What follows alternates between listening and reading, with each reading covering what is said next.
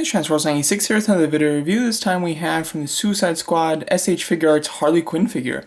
Been very much looking forward to this figure. I'm a huge fan of Harley Quinn from Suicide Squad, and this is my most anticipated Harley Quinn figure from it, I'd say. Maybe other than Hot Toys, yeah. But really do like the packaging, standard S.H.Figuarts packaging. They use very small packaging, but they do fit all the stuff in there. So before we go over the actual figure, let's go over her accessories. As far as hands go, you get 7 in total, 3 for her left side and then 4 for her right side. You're going to get a pair meant for holding the bat. As you can see the bat's held in there. Those hands, the tips of her fingers are kind of like glued together, so what you have to do is actually split the bat in half. It breaks right where the bandage starts. You can break it in half and then just kind of put it in on either side for her to hold it. It's actually kind of a nice function, you know, it makes it so you don't have to stretch your hand out or anything, and you know, it's easier to get in her hand that way, and then she holds it pretty tight as well. Then you're going to get 2 relaxed palms, just right here. One hand for the right side that's meant for holding the gun, and then you get 2 really gesturing hands, as you can see. They're like, there we go. They're full out, you know, fully extended, just craziness. Which I like these hands the best. I like that pose that you saw at the very beginning there the best. I think I'm going to display her like that. But you get a nice set of hands. I do like them quite a bit. The only thing I could have asked for is a left hand meant for holding the gun as well. That's probably not 100% necessary. Margot Robbie, I believe, is right-handed, so she probably just uses the gun with her right hand anyway. So not a big deal. So I'm quite happy with the array of hands. I really can't think of any others that I'd like her to come with. As far as her weapons go, you obviously get the gun. The gun is sculpted really nicely with black and gold detail at the end of it, as you can see. And you can see that it says hate there. And then each barrel should say love, and it should alternate between love and hate. But this one just says hate. Would imagine, yeah, the other side says love, and it is upside down. Very cool. Glad that they added that, although you should be able to see it down there as well. But still, that's, you know, very small thing. As you can see, she holds it quite nicely, and the handle is white. The bat, very nice as well. As you can see, holds it very nicely. You do get some good painting there, and then the good night is painted very straight and pretty perfect. And then the coloring of the bat is quite nice. It's kind of like this this tan that has slightly different shades of tan throughout it, just to kind of give it a more realistic look, which is quite good. So I do like her assortment of hands, and then the weapons that she comes with are quite good. The only other weapon I could think of her coming with that I'd like is the hammer. Obviously, it was used really just for like a cameo, but the hammer is you know, relatively signature weapon of Harley in the comics and games, so it would be quite cool if she included that as well. But that's not 100% necessary. I'm quite happy with what we got here. You get 3 head sculpts too, which is quite nice. I mean, with their previous Harley Quinn figure from the Injustice game, they gave you multiple faces, but just one head, so you can kind of swap on and off the faces. And the faces were kind of loose, and I wasn't too into that feature, although I like the fact that you could use different expressions. So I am very happy that they've done the same thing here, but actually sculpted the entire head for each face, and therefore, you know, it's not the same issue with the faces falling off easily. So really happy about that. The face sculpts I think are great. You have one just kind of more serious, you know, she doesn't look angry, but she's just kind of relatively stoic. Eyes are kind of a little wide open to the right. Then we have at the middle just a fully extended laughing or just huge smile face, which I love. And then the one on the left is a nice closed mouth, but still a good smirk. I think that these the expressions that they went with are quite good. The more stoic face is the one that I like the least. There's just, you know, whenever I put her in a pose with that face, I'm always like, this pose would look better with one of the other faces. So although I am glad that they gave us that extra one, I don't think it's necessary. I think the 2 on the left are the ones that that are the best and really the only ones that you need. The hair is sculpted the same way on each of them. Would have been kind of neat if they changed up the hair sculpt, maybe like with like flowing hair or something like that for like one of them or something. That would have been kind of neat, but still not necessary. The pigtails are just kind of pegged in, so they do rotate, which is good as well. Helps you get them out of the way for poses. But really do love these face sculpts, the expressions that they went with, and then the likeness of the sculpts are really good. I mean, for a figure of the scale, the face sculpts are really fantastic. I believe that they're using like a printing system to kind of like print on the eyes and things, and it works out really great, I have to say. One of the best Margot Robbie face sculpts for a figure company that I've seen, so very impressed with these head sculpts. Alright, moving on to the figure itself.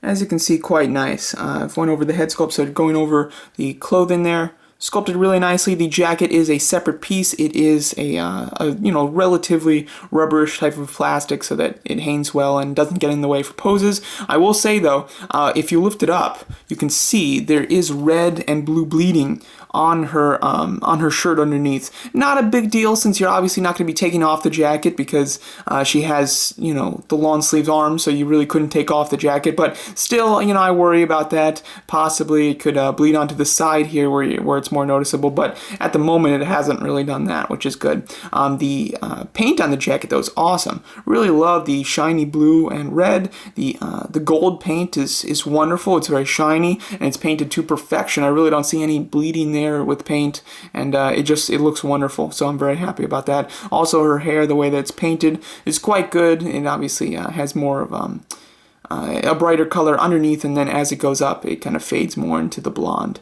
which I think looks very nice. And you do have the little heart that's been painted on her cheek there, and there is no rotten, let's see, I think the rotten tattoo is supposed to be over here. It's not there on her cheeks, on her kind of jawline. So that's disappointing. I found that the tattoos on this figure are a bit lacking. Also because she should have a Lucky You tattoo right here that has a dolphin on it, I think, and that's obviously not visible, so that's very disappointing.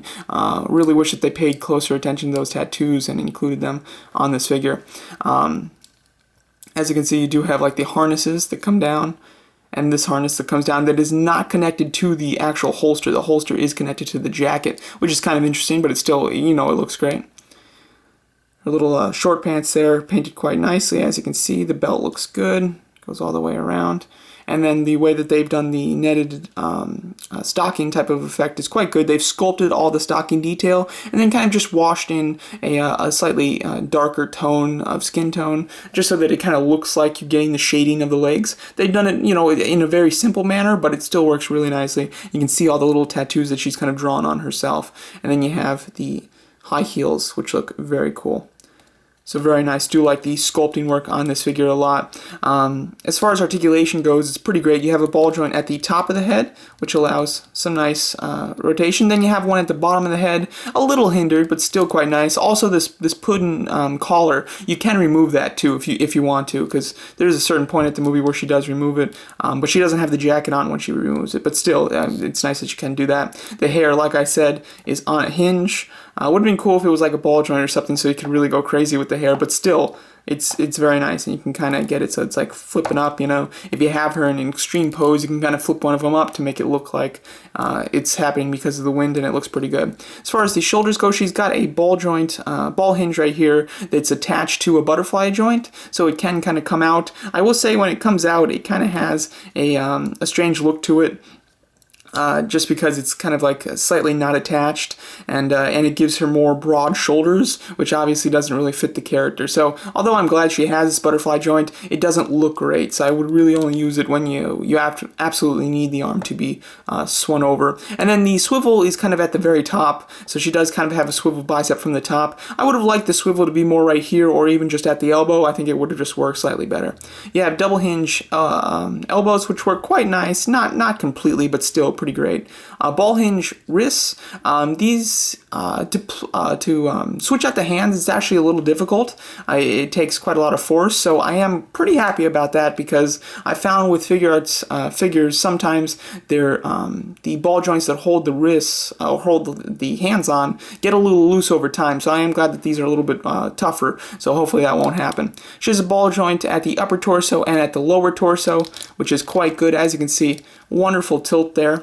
You can bend it back in extreme. Oh, she does have a belly button. I didn't think they sculpted a belly button, but yeah, there is one. It's extremely hard to see. But as you can see, crazy bend back, and then forward is pretty decent, but you really do get some. Oh, look at that! Oh, that's a shame. So as you can see from the short pants here, they've actually colored her skin a bit. I didn't even notice that. That's definitely a shame.